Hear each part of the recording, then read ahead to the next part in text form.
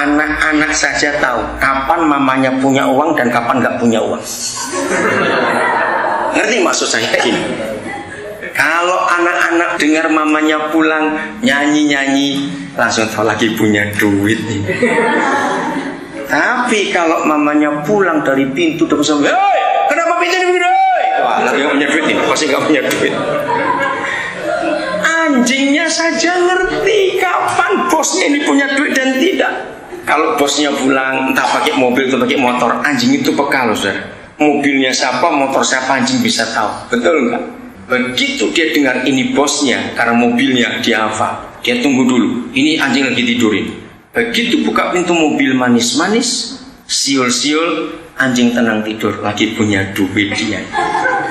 Tapi kalau turun mobil, jubel gitu, kerundang nendang ini, anjing langsung ngeloyor cari kolong supaya nggak ditendang juga nanti itu. Karena anjingnya tahu lagi nggak punya duit ini orang.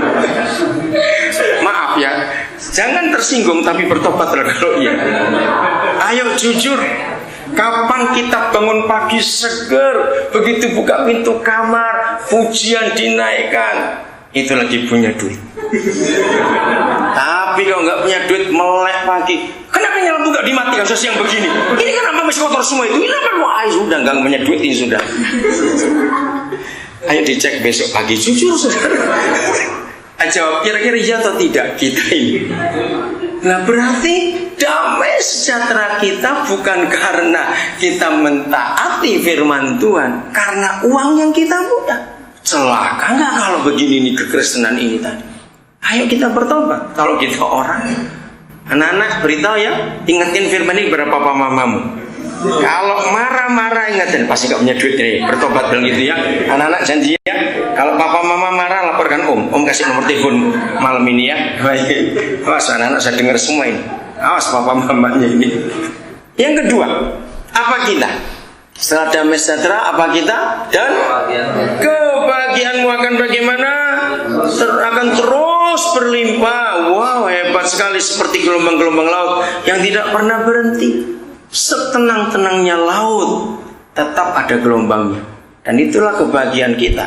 Kalau kita mau, sekiranya engkau memperhatikan perintah-perintahku. Ingat ayat 17-nya, aku Yahweh Tuhanmu yang mengajar engkau tentang apa yang memberi faedah dan yang menuntun engkau di jalan yang harus kau tempuh. Jangan lupa aturannya ini, ikuti. Maka itu seringkali kita beli barang jutaan rupiah, tapi karena nggak tahu buku petunjuk nggak dibaca baik-baik, akhirnya barang itu malah nyusahin kita. 3 hari sekali ke tukang servis, seminggu sekali ke tukang servis, jadi tambah repot kita ini hidup. Betul nggak? Karena kita nggak tahu pakainya. Kenapa nggak tahu pakainya? Karena kita nggak baca aturannya. Jadi renungkan firman Tuhan. Dampaknya itu yang hebat. Ayat 19. Kalau kita semuanya hidup menuruti peraturan-peraturan Tuhan. Ayat 19. Kata pertama siapa yang disebutkan? Nah, keturunanmu, anak-anak kita akan punya dampak yang besar dalam hidupnya. Jangan marah kalau saya katakan ini. Saya sudah membuktikan, hasil riset saya cukup akurat dari ratusan gereja yang saya pernah buat riset. Apa sih? Ternyata di kebaktian-kebaktian manapun juga itu penuh dengan kemunafikan. Dalam hal apa? Di rumah kita ribut, Senin aman, Selasa ribut, Rabu aman, Kamis ribut, Jumat aman, Sabtu ribut, Minggu ke gereja suruh senyum semua. Ayo, iya atau tidak? Di gereja seringkali pemimpin pujian marah-marah. Kenapa pujian nggak naik? Kenapa muka jadi gak kepapaya semua? Kenapa cemberut semuanya? Bagaimana nggak cemberut? Di rumah gegeran terus. Maka itu di gereja kalau minggu penuh orang munafik. Kita lagi cakar-cakaran di rumah, ke gereja pakai topeng senyum. Senyum semua sekarang. Nanti pulang gereja ronde berikut lanjut lagi. Nah, bagaimana anak-anak bisa tenang di rumah? Lihat 2 orang munafik ini. Di gereja senyum kiri, senyum kanan, shalom, selamat pagi, selamat sore. Anak-anak yang tahu, enak itu anak-anak lihat kita ini. Saudara, apapun juga yang papa kerjakan, dia selalu mikirkan anak-anak kita. Dampaknya itu pada keturunan kita. Anak-anak yang tadinya bagus nilainya, rankingnya luar biasa, tiba-tiba merosot jauh. Jangan dimarahi anak-anak itu. Jujur orang tua, kita seringkali jadi penyebab anak-anak kita nggak bisa konsentrasi belajar. Bagaimana mereka bisa tenang di rumah?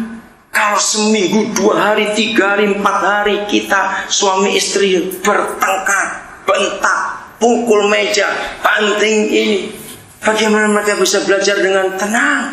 Jawab iya atau tidak anak-anak? Loh, ayo jawab, nggak usah ragu-ragu kamu. Jangan takut ada papa mamamu di sini. Ayo papa mama kita bertobat dalam hal ini. Anak-anak kita nggak betah di rumah, lebih senang di rumah kakek neneknya atau di rumah temannya atau di mana? Karena di rumah ada 2 harimau yang ganas itu tadi. Karena kita tidak hidup dalam aturan Tuhan yang benar. Istri mau jadi suami, suami jadi istri, jadi apa itu keluarga? Ya, tumpang tindih gak karu-karuan. Kalau tidak dua-dua mau jadi suami, masing-masing saling ngotot. Karena dua-dua mau memimpin di rumah. Yang satu gak mau kalah, yang satu gak mau ribut terus. Minggu alim lagi ke gereja. Coba lihat itu, kemunafikan yang luar biasa bukan? Belum lagi masalah seks suami istri yang hampir tidak ada gereja yang pernah ngomong apa adanya soal seks suami istri. Itu perlu dibahas juga. Seringkali kita orang-orang timur dianggap nggak tahu. Nah biarlah, ngerti sini nggak bisa saudara. Kita harus ngomong masalah itu. Kita buka dulu ayat ini. Aku Yahweh Tuhanmu yang mengajar kamu dan menuntun kamu. Nah salah satunya kita buka 1 Korintus 7 ayat 3 sampai 5. Salah seorang baca dulu 1 ayat 3 dulu. Hendaklah suami memenuhi kewajibannya terhadap istrinya, demikian pula istri terhadap suaminya. Nah, ini bicara masalah hubungan suami istri. Suami istri harus saling memenuhi kewajibannya. Ayat 4 yang lain silakan baca. Istri tidak berkuasa atas tubuhnya sendiri, tetapi suaminya. Demikian pula suami tidak berkuasa atas tubuhnya. Saudara, adik-adik yang belum menikah, tapi engkau sudah mulai punya pacar atau engkau baru SMA kelas 1 kelas 2, dengarkan ini supaya besok kalau kalian menikah tahu masalah seks. Saudara, kita harus tahu siapapun suami istri itu, tidak pernah suami istri itu siapnya bersama-sama atau bareng, itu tidak pernah. Selalu nggak sama. Misalnya minggu ini istri sudah siap, ternyata suami tidak, atau sebaliknya minggu depannya suaminya siap, istrinya tidak.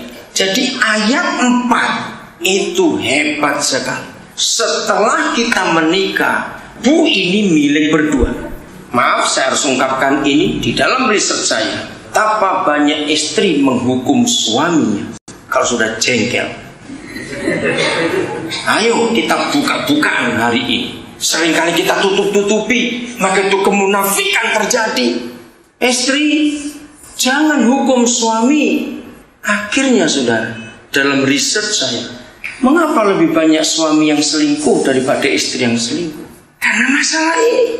Juga dengar suami, kita harus mengerti kodrat ini. Alkitab ini luar biasa.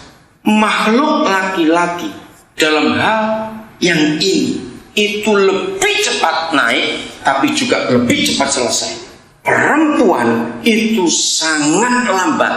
Maka itu korban hal ini itu 90% lebih itu pasti perempuan. Si istri jadi korban.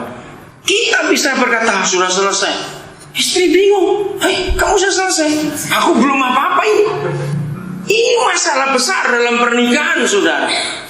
Maka itu banyak istri yang menderita, nggak pernah menikmati hal itu karena suaminya nggak pernah mau ngerti bagaimana keadaan dia. Tidak pernah ada yang bareng, suami istri selalu ada beda.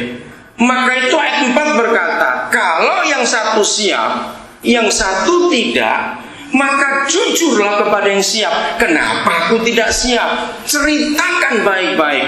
Nah, yang sudah siap, tolonglah yang belum siap supaya sama-sama naik.